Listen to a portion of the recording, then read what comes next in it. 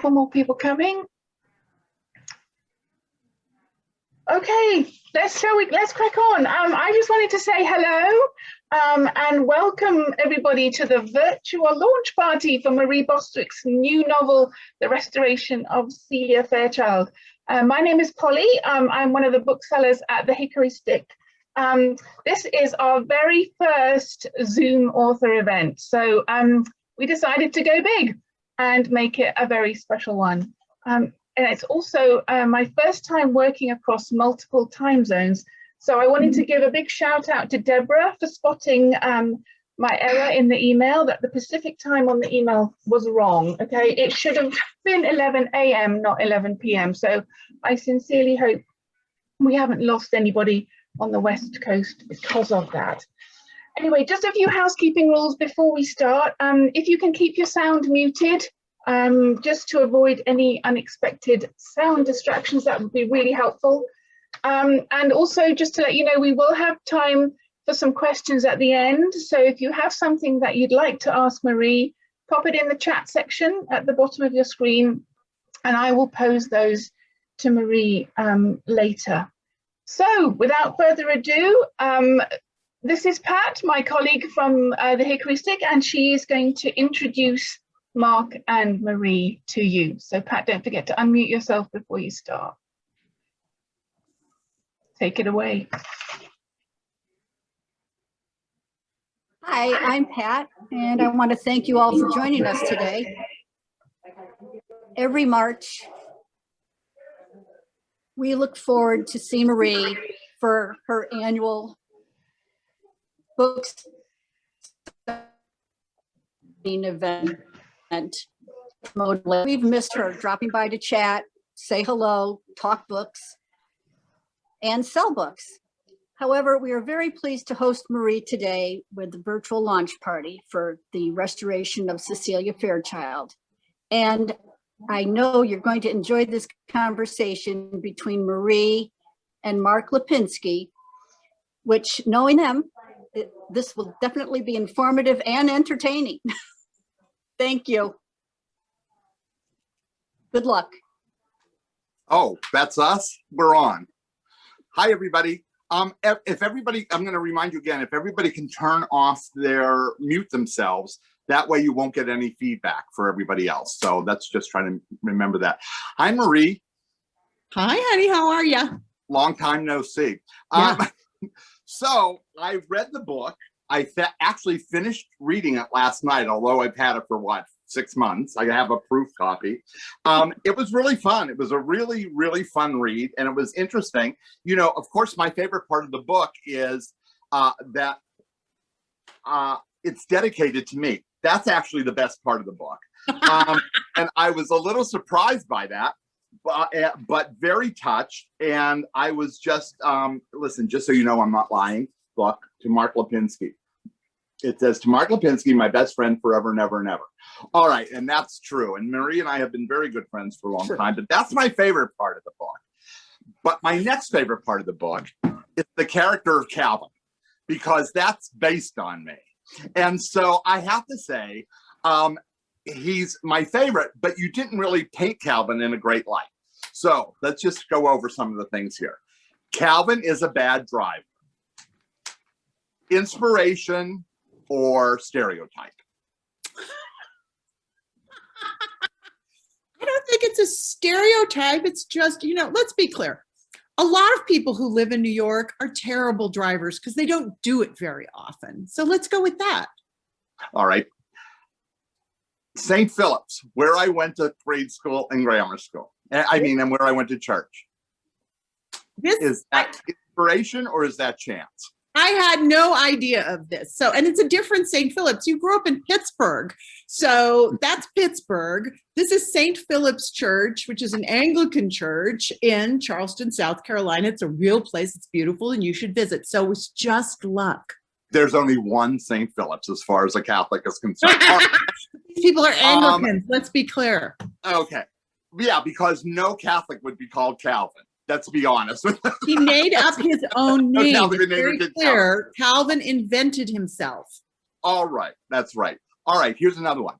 Calvin was dancing to Britney Spears. Is that stereotype or inspired? Honestly, I really didn't make the connection that you were that big of a Britney fan. Yeah, I'm a huge Britney fan. All right, Yeah, so anyway. I mean, maybe I knew it subconsciously, but it wasn't a choice. Well, that's that. But I mean, I love Calvin, and I love the relationship between Calvin and Celia. It was a really nice thread throughout the book. But I want to ask you, which of the characters in the book did you like best? You know, man, that's really tough. I really felt, I very often like some of the more minor characters. They're easier to write, but I really did connect with Celia, I have to say, in this way. And I loved Calvin. You know, it's no secret, Calvin LaGuardia is definitely modeled on you to some degree, although he's different. I mean, he's better dressed for one thing. So, so there's that. but it was, the exchanges between them were fun. But I don't know. I loved the whole cast of characters. I really did. I also really, so there are two brothers in the book, Trey and Lorne.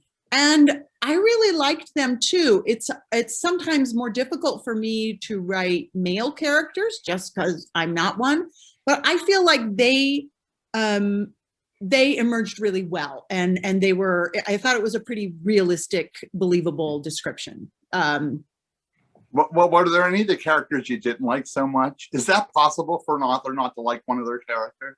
Well, I'll tell you. Okay, so, and I can't remember his name right now. There's the cranky neighbor who like tells Celia that she went away. Okay, so this is a true story. So when I was in fact in Charleston doing some research, I was kind of looking for a neighborhood where did I want to place Celia's house? And so I walked miles and miles and miles and I got to this one neighborhood and I was like, oh my gosh. And there was this house and it was like, that's it, that's the house. So I'm out there frantically taking pictures. I'm so excited. I'm calling my agent in the middle of, I'm like, I found it. I mean, like I'm tingling all over my body because I know this is the place. So this old man comes out and he thinks that I'm with the city and wants to talk to me about how the trees should be trimmed. And I'm like, no, I'm just a writer. And he's like, oh, where are you from? Well, I wasn't from Charleston.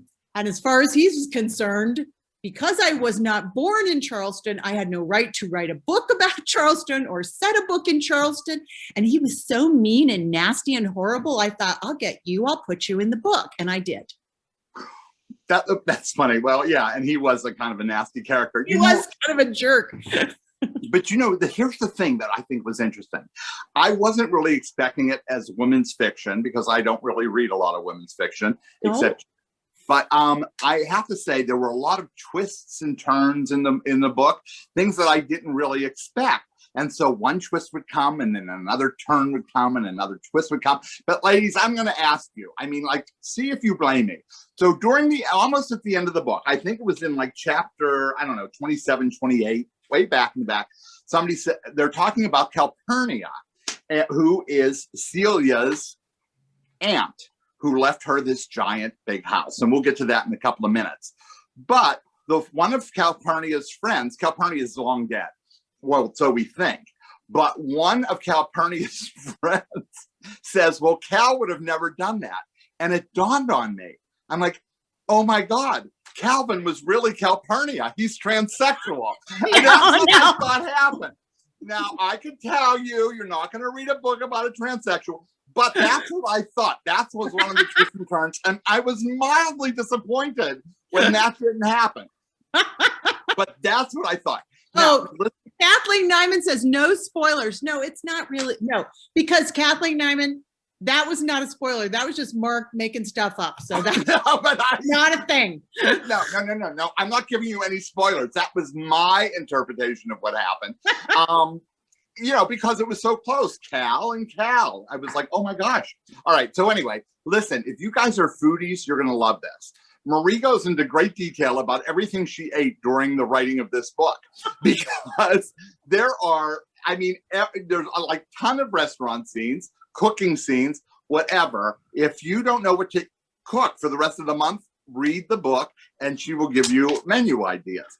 But I liked, there was a little metaphor in there for me. Celia cooks a dinner. She's cooking a dinner for her friends. It's a duck dinner.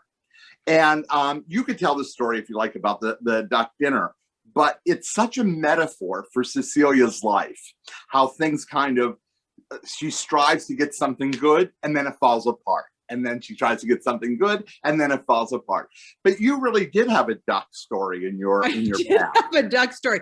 This isn't really a spoiler. It's a small thing, but it's a very funny scene. So, you know, Mark and I were talking the other day about, like, I write fiction, but of course, as a novelist, you know, I'm writing about made up people by and large, but I'm doing it through my lens. So everything I see, experience, believe, kind of, you know, the good stuff that sticks to you, right? Which is why if you ever say anything that I find interesting in my presence, like, and you say it out loud, I own it at that point. So I can use it. It may end up in a book, and I'm not going to tell you. It's just going to happen. So the story with, she's trying to make this dinner for her friends, and she's an okay cook, but maybe not amazing, and it's her new house and her new kitchen, so she's just going to roast a chicken, and she's going to have a salad and keep it simple, because what's nicer than a roast chicken? I love a good roast chicken. So, but she calls Calvin and trying to get ideas for the menu. He's like, oh no, that's not festive enough. You know what, if you're going, I mean, do something special if you're having company. I mean, make a duck. Well, and of course it does not go well. This is based on my second Thanksgiving of my marriage. My mother came to visit. It was me and my husband, my mother, and just, there was the baby who wasn't eating anything. And I thought, I'll just roast a big chicken. And my mom was like, she said the words, and we've never let her live it down. Oh no, that's not festive enough. You need something festive. So we got this duck. I bought an 8-pound duck. I swear it gave off 7.5 pounds of grease. It never did cook. It is the worst meal I have ever prepared in my life. And after that, I forbade my mother ever to enter my kitchen again. So she's never lived down the story. It's a family story. And anytime my mom tries to, like, get in my kitchen, my husband just looks up at her and he says, the duck.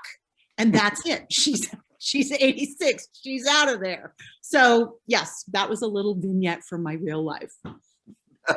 That's funny. I mean, we've all had those kind of stories, I think, although I've never tried duck. Listen, but speaking of the whole food thing, there was a restaurant that Celia visited during the story called, I think it was Poogan's Porch. Poogan's Porch, which is famous. And it's a famous, I guessed it, I gathered it was famous, and I actually looked it up. But I'm kind of interested, because you're not from that area of the country. Like, what kind of research do you do? How long do you spend researching before you start writing a book? And where do you get that local information without visiting? Although I do know maybe you did visit. I do visit. Well, part of the reason I wanted to set a book in Charleston is because I have visited many times, and it is just an exquisite city. And if you have not been, you must put it on your calendar to go in the future. Although I'm going to take you on an armchair journey, because I do talk about a lot of real places. You know, those of you who've read me before know that very often I fictionalize my towns. But in this case, I really wanted it to be Charleston, because I love Charleston. If I ever win the lottery, there is a carriage house on Trad Street that's got my name on it. I mean, it's just a beautiful place. And I personally think, I mean, I haven't traveled as widely as a lot of people, but of all the places I've been, as far as a visual, just a feast for the eyes, Charleston and Paris are the two most beautiful cities I've ever been in. To just walk down the street is a pleasure. So I had been there quite a few times. And of course, you know, you can do a lot on the internet, more than you used to. So you can do a lot of research from that. And in fact, when I'm talking about the restaurants, I knew which restaurants I wanted to do, but one of the things I would do is I would go over and look at their online menus. So I can talk about, you know, now they might change from time to time, but I can talk about those things. But I did, in fact, go back to Charleston again, specifically with an idea of doing research. And as I said, I walked miles and miles and miles. And I don't take notes in a notebook. If something is meaningful to me, it kind of sticks. And I will remember it. That's how I know it mattered, because I remember it without having to make a lot of notes. I do sometimes take photographs because that helps jog some things. And if I find a building I find particularly interesting, I will get online and try and find, research perhaps the history of that building. This one, because zoning laws actually figured into the story, I actually had to spend quite a bit of time like researching what would and wouldn't be what kind of zone of downtown Charleston this was. So you can do a lot, but at the end of the day, I think there's no substitute for being on the ground. In fact, the book I am working on now for next year, I had planned to set it in Maine, but I have not been able to go to Maine this year. And so yesterday I made the decision to change the location to Oregon, because I was telling Liza Dawson, Mark knows, that Liza Dawson, I just hadn't had that opportunity to have that sense to go to this place and get that sort of spiritual connection with it that I needed. So I'm going to set it closer to me. So you told me to make short answers, and that wasn't one. Sorry. But I'm curious now that you mentioned it. So what came first? Was it the idea of a book in Charleston, or was it a visit to Charleston that inspired the idea for the book? And while we're on that topic, why this? Why Celia Fairchild? What was it that inspired this story? So this is a lot of times there's like one thing that inspires a story, or the idea just comes to you. This one came from a lot of different directions. So a lot of things I'd kind of been interested. I mean, who wouldn't want to set a book in Charleston? So like that was certainly something that had kind of been on my radar for a long time, but it would have to be the right book. I also was, in fact, not too much longer before this, I had, and again, I'm not giving away spoilers, but you're going to know this. In fact, it probably says so, I think, on the back cover. So I had been reading some nonfiction books about hoarders and hoarding. And I was fascinated by it because I had a stereotypical idea of what I thought, who I thought a hoarder was and why they became that way. And as I was reading some nonfiction books about it, I realized it was different than I thought. That in fact, often hoarding comes from a couple of places. I always thought it came from perhaps people who felt didn't feel an abundance in their childhood and were trying to gather more stuff. And it's not necessarily that. It's more often an inability to make decisions. So they can't decide what to keep and what to get rid of. And so they just hold on to everything, which to me is a really fascinating life metaphor. I believe that we have to to move forward happily in life, we have to let some stuff go because everybody is wounded in one way or another. And the inability of letting go the stuff holds us back, weighs us down, keeps us from being the best version of ourselves that we possibly can be. So I think that was an interesting metaphor for me in the book. The other thing that was really interesting, as I was like, I didn't think about it. So they gave this illustration in one of the things. It was like, if I handed you a Dixie cup, one of those paper cups, I said, well, what's this good for? You'd say, well, you can get a drink of water from it. Well, a hoarder would say, well, you can get a drink of water from it, or you could put a string on it and get two and play telephone with your grandkid, or you could use it to plant pea shoots and get your garden started, or they tend to be very creative people who see a myriad of possibilities in an object. So that was fascinating. So there was that piece. And then I loved the idea about writing a book with a main character who was an advice columnist, because Mark, as you know, from our long friendship, I am loaded with excellent advice and deep wisdom. I know exactly what you should do to make your life perfect. I have another martini, please. Another martini. I have no clue about how to fix my own problems, right? You and I were just on the phone the other day and you were like, you are a train wreck, Miss Bostwick. And it's true. I am a train wreck most of the time.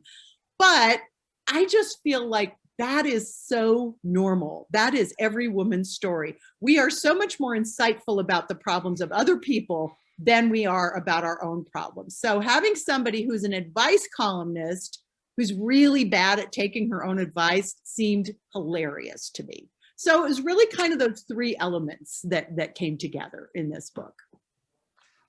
Well, you know, I am a hoarder. You know, that third floor.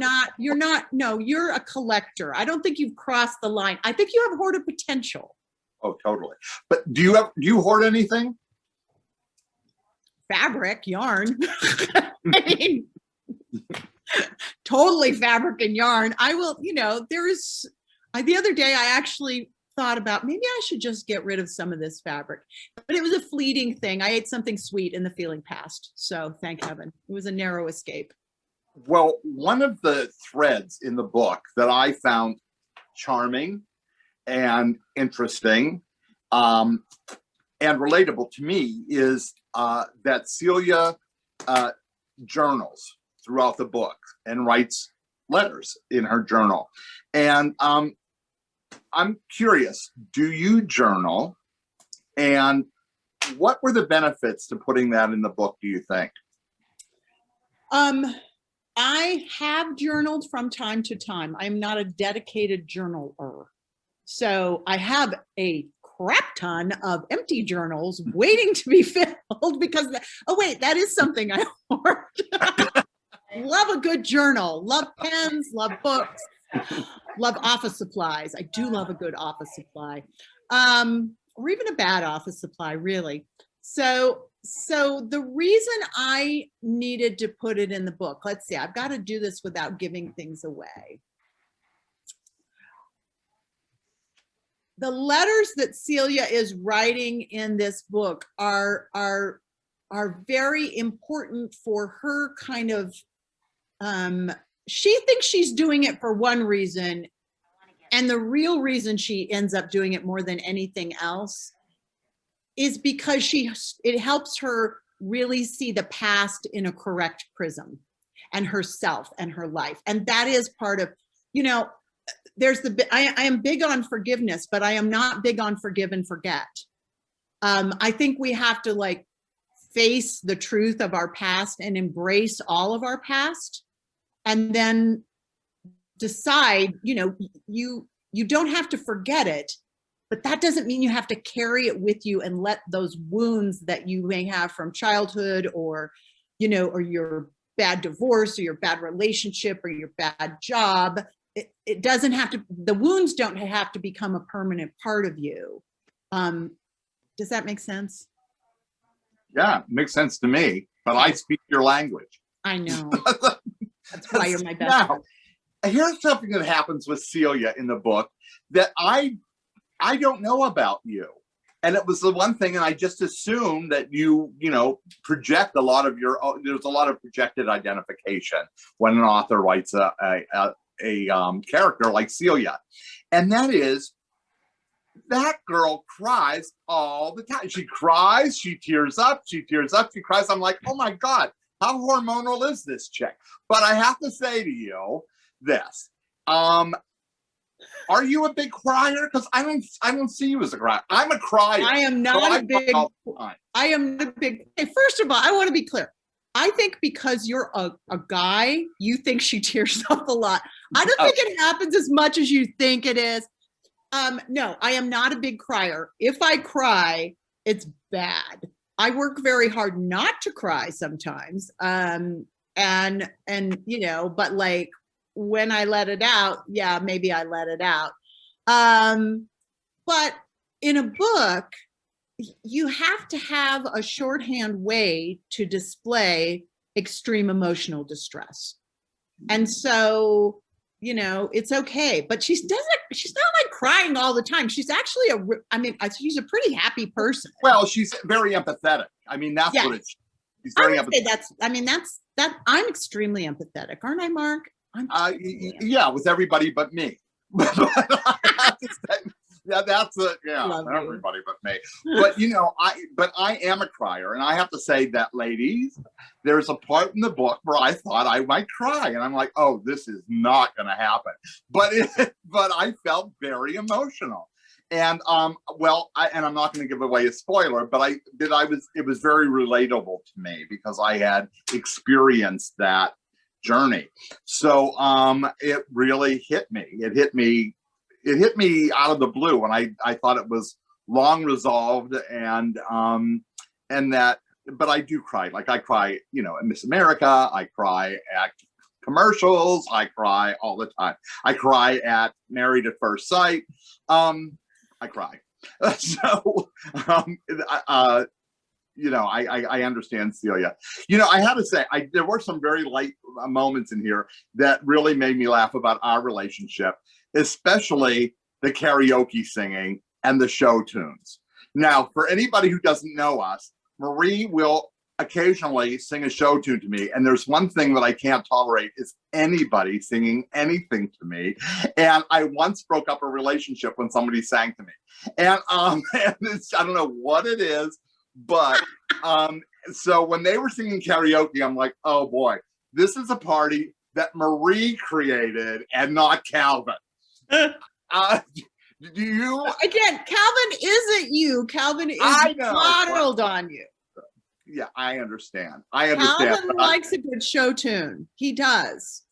I understand. I just want to make it clear to the audience, because we said it was kind of based on me, that I don't like show tunes. All right, that's another stereotype. Yeah, it's true. If I want to torture him, I burst into song. Sometimes I do it just because I do. But now, you know, this is another thing that I thought was kind of interesting. Speaking of Calvin and me and blah blah blah blah, I'm wondering how you kind of come up with the names of these characters.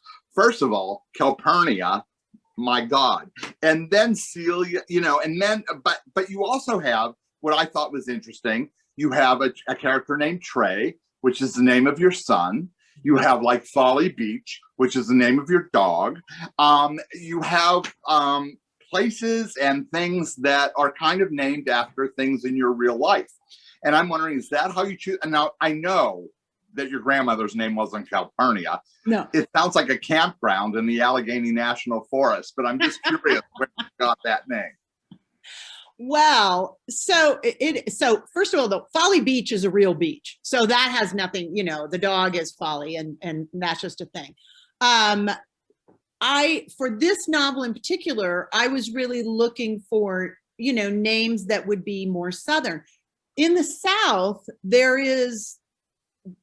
names are a little more unusual, and there are more, like Lorne would be a very Southern name. So Trey is a very Southern name. It usually means somebody or other the third who is named Trey. So, you know, it would be Mark, rather than be Mark Lipinski the third, they'd call you Trey as a nickname, though your name would be Mark Lipinski the third. My son Trey is not the third. We just had a really dear friend of my husband's who was named Trey, and so we named him that. It was really after him. So, but it's very common in the South, especially, to hear a Trey who is a long line of, you know, whatevers. Calpurnia is quite a Southern name. Celia, I just liked. It was just a good name. You know, I named the grandma BB. And that just seemed like a Southern grandma would just, you know, would be the nickname that came and just be BB. And so there's for this book in particular, I was looking for names that had a Southern thing. Calvin LaGuardia just popped into my head one morning, and it was hilarious. I mean, because it's like the whole name.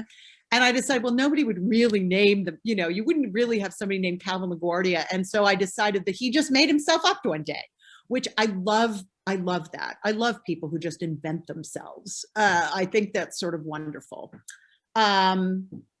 So as far as names in general, what you want in a name for a book, if you've got a major character, is a name that is a little bit different than just the average, but still easy to pronounce. so that readers like will know, read. Why do I not read Russian literature? I can't get over the stupid names. There's too many names. They're too hard to pronounce. Everybody's got 5 names. I've tried to read Dostoevsky and I just can't go there. So I do collect names. I listen for interesting names that fit that. And I will, one of my favorite places to collect names is high school and college graduations. I keep the programs and I'll put them in a little file. And then when I just am looking for a name, I go around. Sometimes I've been known to ask readers for names. I'll put it out on Facebook and say, I need a name for a female 23, blah, blah, blah, who likes this and this. And sometimes I get some good suggestions that way.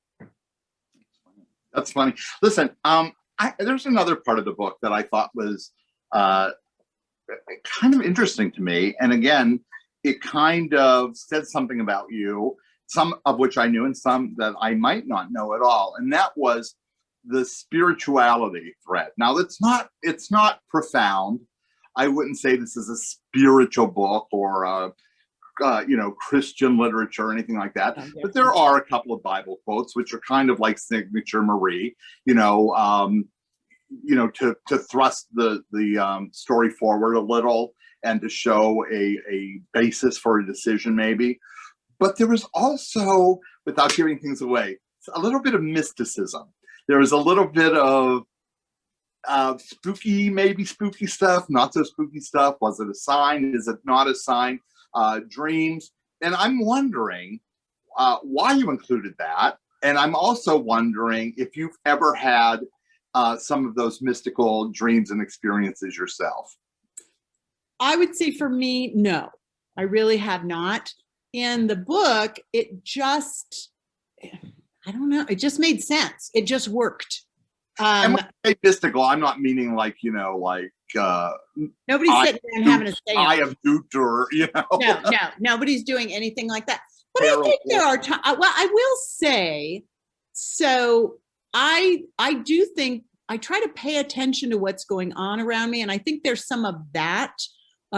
Celia is a little more that way than I am. But particularly, one thing I learned a long time ago is like, when I pray for something, and that might be, maybe it's an actual thing, or maybe it's am I needing guidance or direction or something? And I've, always been very public about my Christian faith.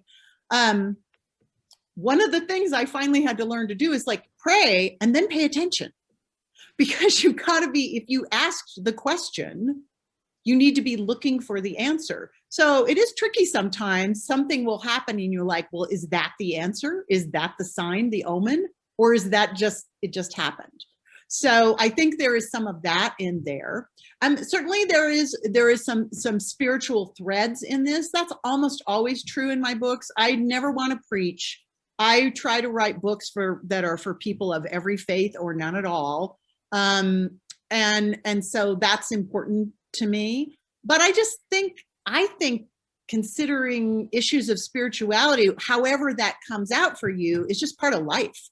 I wouldn't find a book that didn't have at least a little bit of element in that. To me, it wouldn't feel very realistic, because I just think that's part of like the grand questions of humanity. Yeah, I think that's true. And, I am not very religious. I mean, which makes us. I actually think that's not true, but anyway. Well, it's a good storyline. So yeah, I think you actually are, but I don't. We're more like Jesus and Mary Magdalene, our friendship. But I'll take it. Speaking of which, the overriding theme, and you touched on this a little before, of the book that I saw. Although again, it doesn't hit you over the head with it. It's just something I kind of came up with at the end, is that there's this theme of forgiveness that goes throughout. It's like Celia, Polly, Trey, Lauren, Celia, her father. I mean, like there's a lot of forgiveness in the book, and things that are not so easy to forgive, by the way. And I'm curious as to if you have any recipes on how to forgive. Yes, I actually kind of do. I think that first of all, you have to be honest about the hurt. And you may not be in a position where you're able to talk to that person, because sometimes the people that we need to forgive are dead or will not speak to us. And so I think you need to be like, don't pretend you weren't hurt. Don't pretend there isn't something that is worth needing to forgive. But something I learned a long time ago. So, and this I've written about in the past, and you know, some of this forgiveness is something that comes often over and over in my books, because I see it as one of the biggest things that holds people back from living the best version of themselves, as we would call it. And I've, you know, certainly, and I think one thing I will say, forgiveness may be something that you have to do over and over again, because you can forgive someone and there's that temptation to take it back, and just call that out, recognize it for what it is, and say, no, I made a decision not to carry that with me anymore, that anger. I made that choice. But sometimes you have to practice it over and over again. That's interesting, because it kind of goes hand in hand with your whole theory in the book about the hoarding situation that she walks into Yes. at the beginning of the book. Right. And you know, I mean, the title of the book is just like the Restoration of Celia Fairchild. It is such a that is a big theme. I mean, she is being, as the book opens, she is kind of expressing this, oh, she's going to be transformed. But what she really needs is to be restored. And that is going to go throughout this. And then, you know, she's also going to be in this house, and there is physical restoration that needs to happen. And there is kind of that link with Charleston too, because Charleston is at the forefront of the historic restoration movement. So there's that. But so the formula, many years ago, I was very, very hurt and betrayed, and it was wounding in a terrible way. And I went to church, and I walked out a different person. And you know, it would be wonderful if that happened every Sunday, but it doesn't always happen. And but this sermon really changed my life in a positive way. And that the gist of it was, you are holding on to an uncollectible debt. You know, and the minister said, so some of you are out there and something terrible has happened. And like, what could that person who wronged you do to balance the scales of justice? And I thought about it, and I thought, no, there's nothing. There is nothing this person could do that would make it go back to what it was or how it is. You know, it's like, there is no way. There is no, and they were like, so why are you holding on to an uncollectible debt? When you hold on to an uncollectible debt, you have to think about it and worry about it. You know who it hurts? You. And I made that decision before I left that building, that I was going to mark that debt paid in full. And now after that, there were times when I was tempted to take that back. And I just reminded myself, that debt is paid. It is over.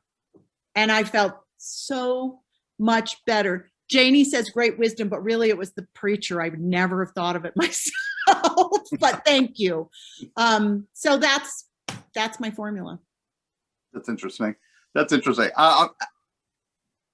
So, you know, within the immediate context of the book, I guess, since we're on kind of a serious subject of forgiveness and moving forward and the uncollected debts, how and why do you think this particular book is important now? Not just for the world, but for Marie Bostwick? I don't even know. You know, I mean, look, that's why I get paid the big bucks, folks. Right? The author. Man, he's stumping me. I think, I think, you know, Celia has a hard time, but as is the case in the book, she will find her way. This book will end on a hopeful note. And I think right now we've all been through a really rough time, the last, however, you know, more than a year. And I think it's time for a book about hope. I also think it's time for a book that will make you laugh. And I think that's a good thing. And I think it's time for books about moving forward. For me, what this book means is it was just, you know, I took a break in writing this book. This is the first book I've had out in 2 years. So I spent a lot of time on it, more than I normally would. And for me, I mean, it's ridiculous how much I love this book. It's crazy how much I love this book. I am so happy with it. And I think I had gotten to the point where I was sort of, my creative well was really running dry.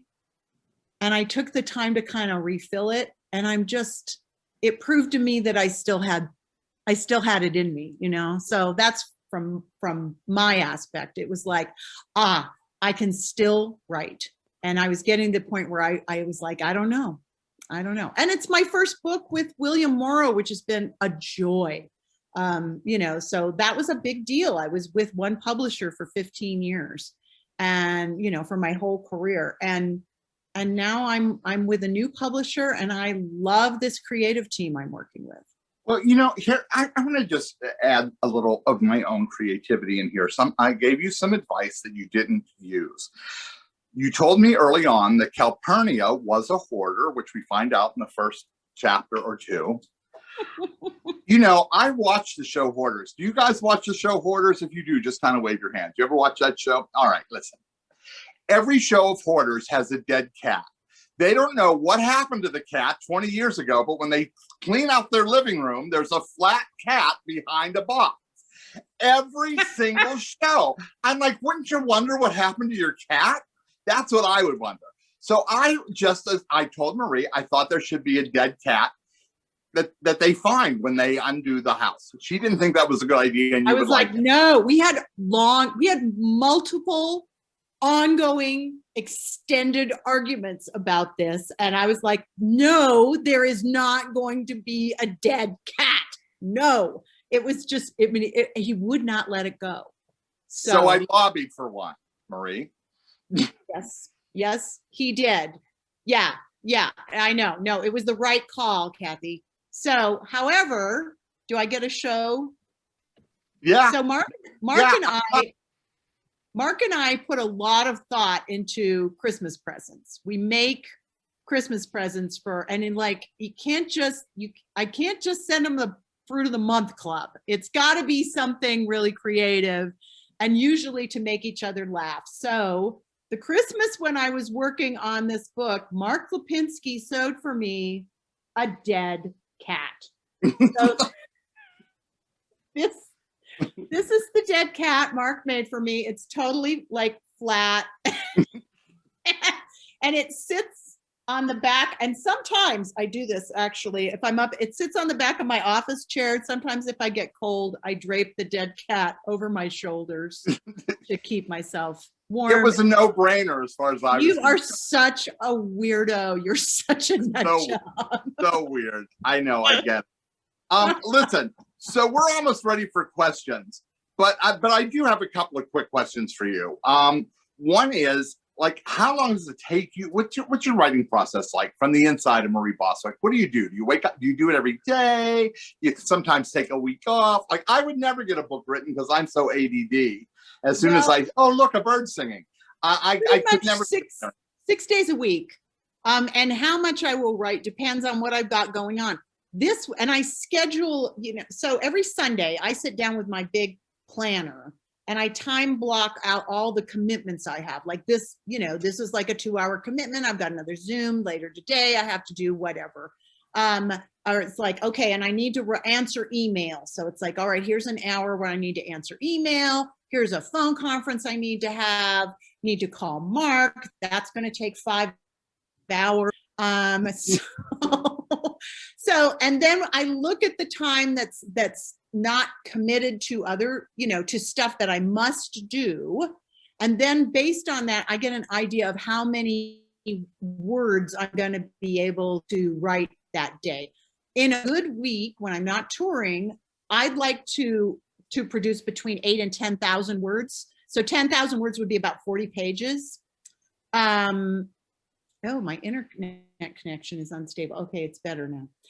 So that's a lot, but life happens. So this week, even I knew I wasn't going to get as much done, but I had scheduled to write, even though it was launch week, 45, no, 40 pages a week, Sally. No, oh man, if I could do 40 pages a day, I'd be rolling in dough.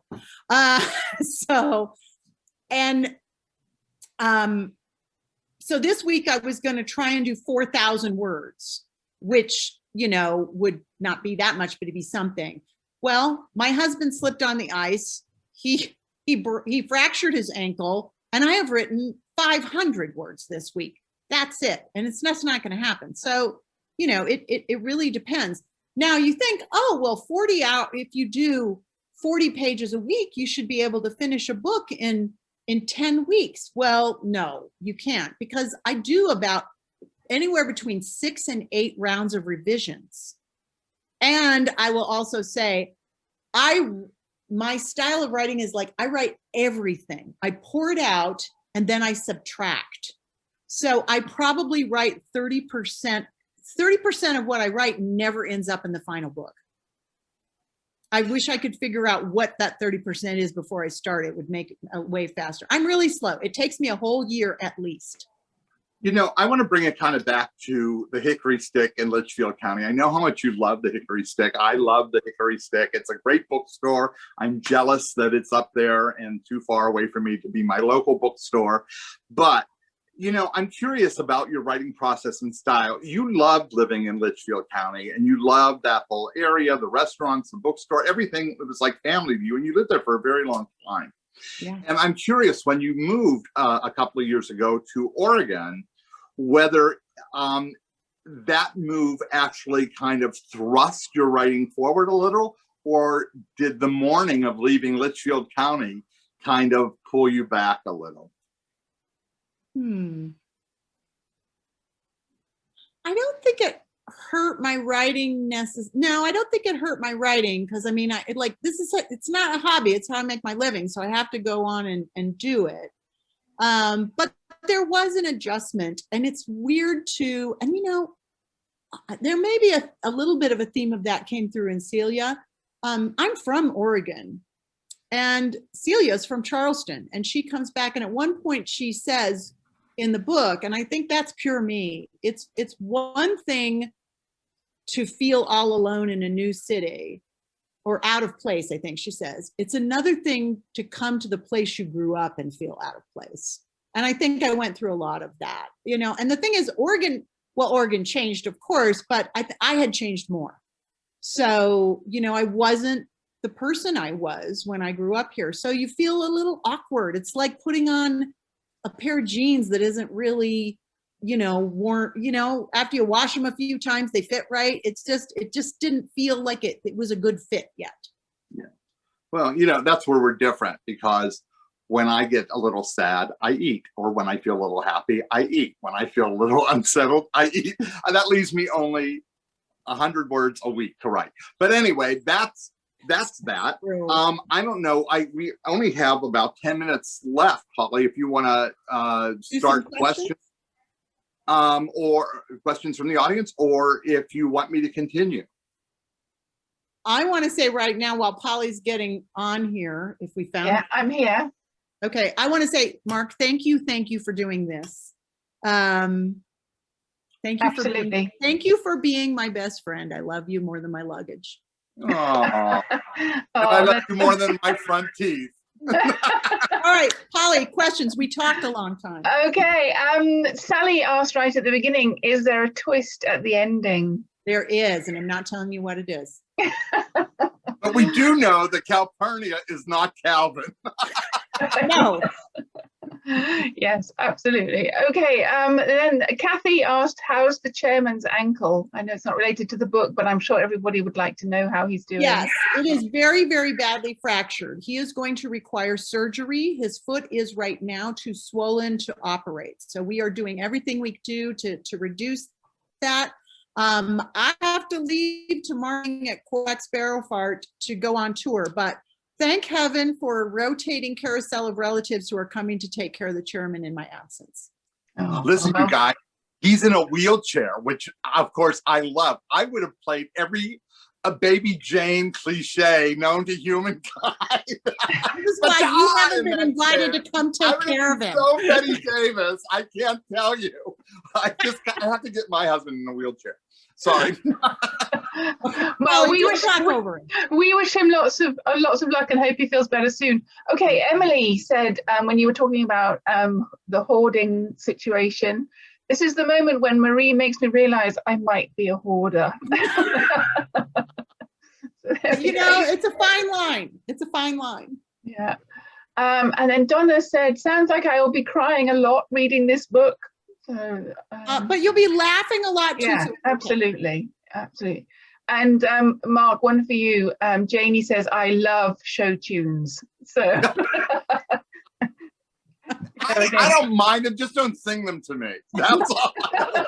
Just do not look at me and sing them. Diane just wanted everyone to know that her dog's name is Calpurnia. So, oh, good name. Okay, where is she? Where is she? Can you unmute for a minute? Where is Diane? Diane, can you unmute yourself? I did, yes. Okay, there we Diane, go. where did you get Calpurnia? What's the book? Oh my gosh, why can't I think of it? To Kill a Mockingbird? Yeah. Yes. My husband loved that character in the book. And so when we were trying to pick a name for the dog, that was in the top running. We almost went with Harper, but it was a girl and I couldn't see Harper as a girl. I read To Kill a Mockingbird. I don't remember Calpurnia. And I love that book. Hello, Boo. Hey, Boo. That's my favorite line. Like The Maid or something like that. Oh, right. The Maid. Right, Yeah. got it. Yeah. Thank you. I was curious. All right, Polly. Okay. Jean says, Mark, decades ago, I took a class in public high school entitled The Bible as Literature. So you can take it as faith or as allegory, a literary form. So there you go. Well, listen, I use the Bible myself. I mean, listen, I'm not religious, but I went to parochial schools and that's how I was raised. I'm a cultural Christian, if not a practicing one. Okay, Ronnie says, your books got me through the pandemic.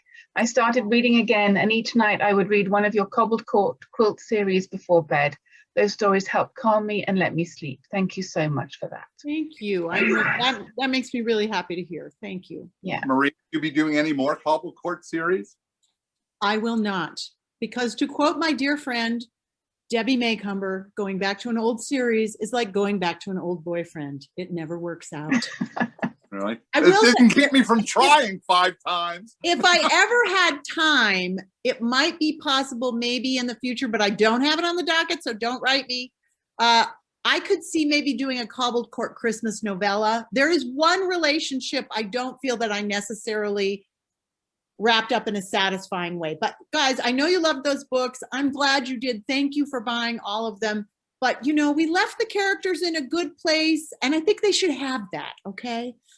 How about a sequel to this book? Have you thought about? If everybody buys lots of them, I wouldn't mind writing another one, please. Oh God, there goes my nest egg. Okay, Marie, Deborah says, when you were talking about how long it takes you to write and editing and everything, she said, that's exactly what we tell the kids at school. Just let it pour out and we'll edit it later. Yes, no, put everything on the page. It's so much easier to subtract than add. Right, there you go. And everybody who made lovely comments about the Hickory Stick, we'd love to see you there. Anytime you want to come in and say hello, we'll be there. Okay, Sue asks, how did you two become friends? I'm gonna let you do that one. Well, friends is a very loose. So why did I know that was the next thing? Why did I know? We were, I don't know. Well, you knew me through the magazine, right? You knew me through my magazine.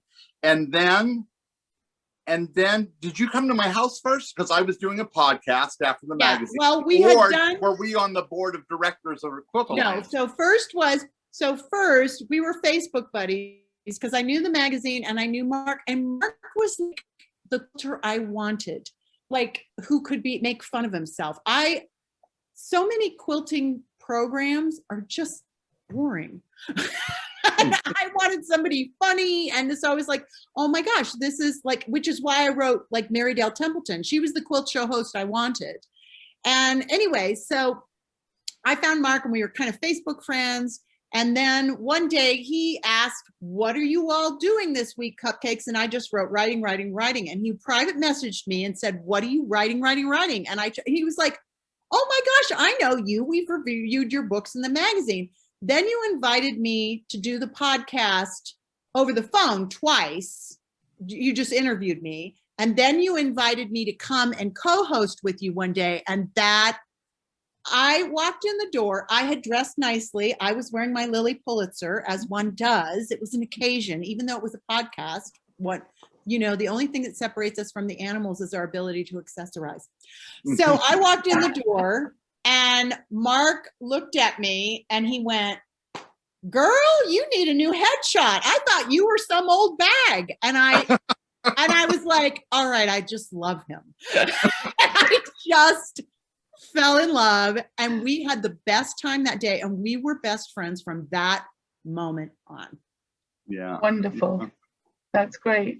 Annette says, I get the moving trauma. We left Connecticut to move to North Carolina, a totally different lifestyle. Yeah. And then Mary said, that's my fantasy. I actually have a fantasy to move to North Carolina from the north.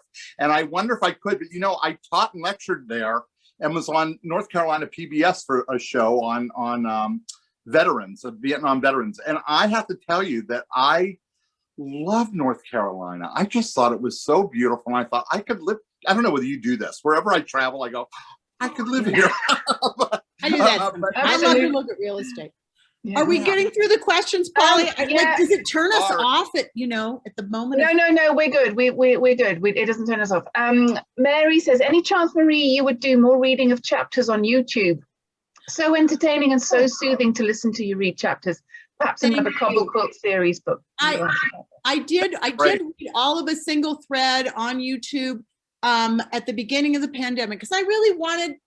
I was getting a lot of mail from my readers, especially some of my older readers who were feeling very isolated and they were scared. I mean, they were just scared. And it was a scary time, especially at the beginning. We didn't know it sucks, but now I think we have a better handle on things. And I thought, well, that's what I could do. I probably will not. It takes a great deal of time and my time is every moment of my day is scheduled. So I'm really glad you enjoyed it. I did a little, I read a few chapters of Celia just to basically, really, I was trying to hook y'all in and get you to buy the book. So that was just about me. But I don't foresee it, but I'm really glad you enjoyed it when I did. Great. Elizabeth says, when my husband slipped on the ice in Rhode Island, a bad injury as well, everyone said, you should have known about ice since you've lived in New York most of your life. Marie, did you get that comment since you've lived in Connecticut? No, because you know what? Like we live in this place where it happens. And he walks all the time. And so it was just, he just, that day, he just didn't see it. So. Okay. All right. Emily B says, what are you working on next? Can you talk about it? I don't like to talk about books very much when I'm working on them, and I'm really, this one's been hard. I think it's not good yet. I think it will be. And 2 months ago, I didn't think it would be good. Now I think it can be. It is called, however, Esme Cahill Fails Spectacularly. So there's that's a great title. There's another weird name. That's all I'm saying. I know. Okay, couple more. Mary Ellen just wanted to say, I met Mark in a fabric store in Bethlehem, and it's the same feeling, best friends from the first meeting. And then I met Marie a few times, and the same thing, instant friend. So that's lovely. Well, then the first part is true. The second part, she doesn't have very good taste. That's all I'm saying. And Carol says, I took a class from Mark in Norwich, New York. Sorry, it's my English. Okay, Kathleen asked a question for the Hickory Stick. When are the books coming from the Hickory Stick? They were all mailed out on Tuesday and Wednesday of this week. So they're on their way, together with a little gift from Marie. So they should be with you any day now. And if you sent them, if we did priority mail, you should have had an email with a tracking number so you can keep an eye on I it. see. Pam, I see you. Okay. You know, Go on, Mark. I have this idea, Polly, and it just hit me. You know, I know that a lot of the people haven't really read the book yet because they haven't gotten their copy yet, or if they did, they haven't gotten through it. And what I'd be really interested to get this group back again and have kind of a discussion about the book, like a book club. I'd be really interested in hearing what you guys think. I'm fascinated because, you know, I don't really read this kind of fiction very often, and I would love. Listen, Polly, you got to get this organized, girl. That's all I'm saying. Okay, well, we'll talk to Marie. We'll talk to Marie and we'll see what we can do. That will be fun. Now we've done it once. I'm much happier about doing it again. Listen, Polly, we don't want Marie here. We want to tell the truth. Oh, okay, okay. All right. Well, I'll be in touch, Mark. We'll sort it out. I'm serious. I think it would be fun if Marie could come. I know she's very busy, but I would just be interested in just hearing everybody else talk about it. I'm curious. Okay. We'll see what we can do. He would love a situation where, like, you were all here and I was muted. He would love that. That would be his dream. Yeah, Beverly says book club would be fun. That would be fun. Steve says wants to be best friends with everybody. Yeah. Okay, Steve, let's all be best friends. Oh, and he's invited us all to Austin for barbecue. Yes. And beer. There we go. I'm already a best friend. I just dumped you, Marie. Okay, well, that's the end of the questions. Janie said, thank you so much. This has been so much fun. Lots of comments like that. So Marie, Mark, thank you very much for joining us today. Applause for Mark Lipinski. Yay! I want to say, please, both of you, imagine that we're giving you a huge round of applause because that was a lot of fun. I think we've all tremendously enjoyed ourselves. And thank you, Fran and Pat and Polly and the Hickory Stick. This was really, I love being there with you in person, but you know, there was a whole bunch of people here that could never have come to the Hickory Stick. So this was pretty cool too. Yeah, this was fun. And just so everybody knows, we did record this, so we might do a little bit of editing and then we'll try and get it out on our social media page or on our website. I'll see you at the book club, lady. Yes, and we'll see you at book club. Okay, everybody, take care. Thank you so much. Have a great weekend. Bye-bye.